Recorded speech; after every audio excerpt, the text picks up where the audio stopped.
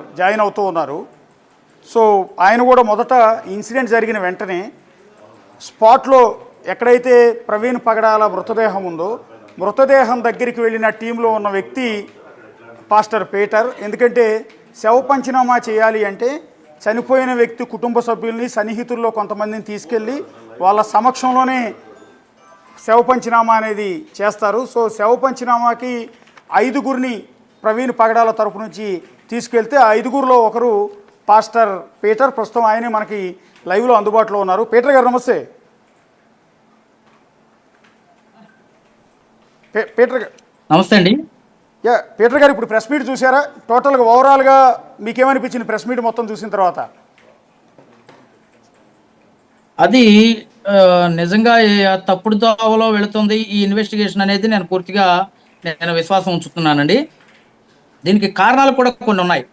దాన్ని కూడా మీ మీడియా ద్వారా నేను తెలియచేయాలని అనుకుంటున్నాను. ఓకే ఓకే ఇప్పుడు ఒక విషయం అశోక్ గారు, చౌటప్పల్ నుంచి 1:29కి బయలుదేరారండి ఆయన. అవునండి. కొర్లపాడు 2:14కి ఆయన వచ్చారు. చిల్లకల్లు 3:31కి వచ్చారు. కేసర 4:07కి వచ్చారండి. అవునండి. కేసర దగ్గర నుంచి పొట్టిపాడు రావడానికి 9:15 అక్కడ కేసర లేదా పొట్టిపాడు మధ్యలో ఎక్కడో స్టే చేయటమో లేకపోతే ఇంకేదైనా కారణాలు కావచ్చు. ఓకే.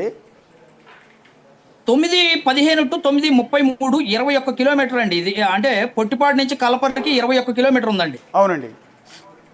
ఈ 21 కిలోమీటరు 9:15 టు 9:33 అంటే 15 నిమిషాల్లో లేదా 18 నిమిషాల్లో ఆయన 21 కిలోమీటరు వచ్చేసారు. అవును. అలాగే కలపర్ నుంచి నల్లజర్లకి 57 కిలోమీటర్లు అండి. అవునండి. 9:33 నుంచి 11:04కి సుమారుగా గంటన్నర లేదా గంట 31 నిమిషంలో ఆయన అక్కడికి వచ్చేసారు. ఓకే. 57.8 కిలోమీటర్లు అండి. అవునండి. అలాగే నల్లజర్ల నుంచి కొవ్వూరుకి వచ్చేసరికి 43 కిలోమీటర్లు అండి. ఓకే. 43 కిలోమీటర్లు కూడా 11:04 నుంచి 11:31 కల్లా వచ్చేసారండి. ఓకే. ఇవన్నీ కూడా సీసీ కెమెరాల ఆధారంగా నేను మాట్లాడుతున్నటువంటి విషయం. అంటే 43 కిలోమీటర్లు ఆయన ఎంతసేపు 27 నిమిషాల్లో వచ్చేసారు. అంటే 100 కిలోమీటర్లు దాటి ఆయన స్పీడు అక్కడ మెయింటైన్ చేసినట్టుగా కనబడుతుంది. ఓకే. అలాగే కొవ్వూరు టు కొంతమూరు 5 నిమిషాలు జర్నీ అండి. అవును. 5 నిమిషాల జర్నీ చేశారు. అది 14 సుమారుగా కొవ్వూరు టు కొంతమూరు 6 కిలోమీటర్లు అండి. అవునండి. 6 కిలోమీటర్ల వ్యవధిని ఆయన ఎంత కరెక్ట్గా 5 నిమిషాల్లో వచ్చేసారండి. 11:31 టు 11:36. ఓకే. అయితే ఇక్కడి నుంచి కొంతమూరు నుంచి మైనింగ్ చెక్ పోస్ట్ 1 కిలోమీటర్ అండి. ఓకే. ఈ 1 కిలోమీటర్ 11:40 నిమిషాలకి, అంటే ఇక్కడ 4 నిమిషాలు గ్యాప్ ఉందండి. ఓకే. అలాగే అంటే అన్నీ కూడా 100 కిలోమీటర్ల స్పీడ్తో వచ్చిన vehicle Kovvur to Kontamuru to mining check పోస్ట్కి 4 నిమిషాలు పట్టిందండి. అది 1 కిలోమీటరే మళ్ళా. ఓకే.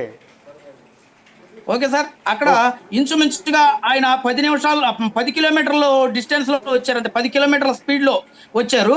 ఇప్పటిదాకా 100-110 కిలోమీటర్ల స్పీడ్ లో వచ్చినటువంటి వెహికల్ కలపర్ నుంచి ఇక్కడికి వచ్చినటువంటి వెహికల్ ఇక్కడ దగ్గరకు వచ్చిన తర్వాత, యాక్సిడెంట్ స్పాట్ దగ్గరలోకి వచ్చిన తర్వాత 10 కిలోమీటర్ల స్పీడ్ లో వచ్చారు. 11:36 నిమిషాలకు బయలుదేరిన వెహికల్ 1 కిలోమీటరు 11:40కి వచ్చిందండి.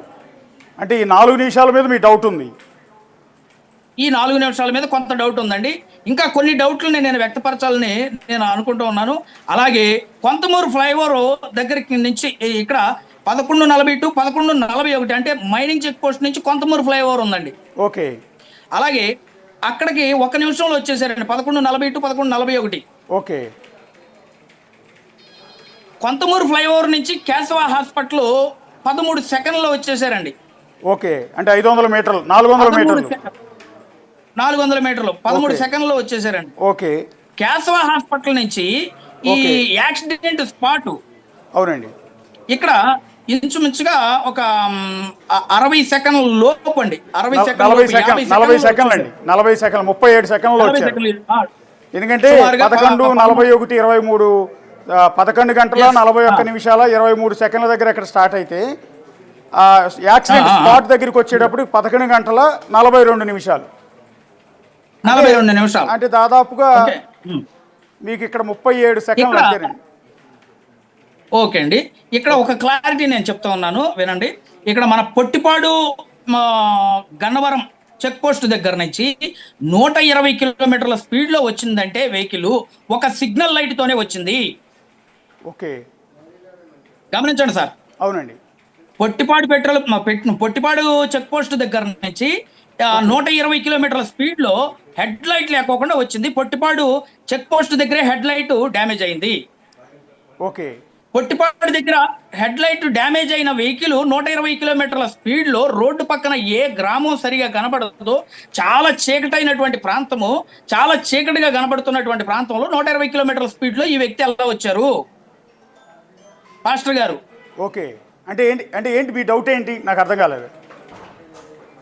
ఈ డౌట్ చెప్తా ఉన్నాను. ఈయన పొట్టిపాడు దగ్గర నుంచి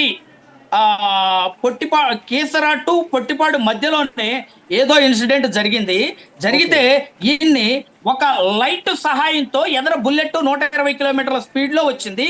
ఈ కార్ లో ఏదైతే లైట్ చూపించినటువంటి వెహికల్ ఉందో ఆ వెహికల్ లో ప్రవీణ్ పగడాల గారు ఉన్నారు.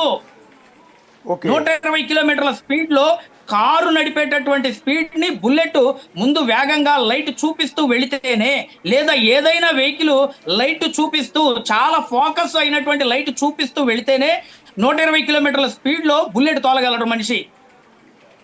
ఓకే, అంటే మీ ఉద్దేశం వెనక నుంచి ఎవరన్నా వెంటబడుతున్నారు అని? లేదండి, లేదు. వెనక నుంచి ఎవరో లైటింగ్ చూపిస్తూ ఒక వ్యక్తిని హైర్ చేసుకున్నారు. అక్కడ ఒక వ్యక్తిని హైర్ చేసుకుని బుల్లెట్ తోలేటట్లుగా. ఓకే, 120 కిలోమీటర్ల స్పీడ్ లో బుల్లెట్ వచ్చింది వెనక. అంటే ఆ బుల్లెట్ మీద ఉన్న వ్యక్తి ప్రవీణ్ పగడాల గారు కాదు అనేది మీ డౌట్?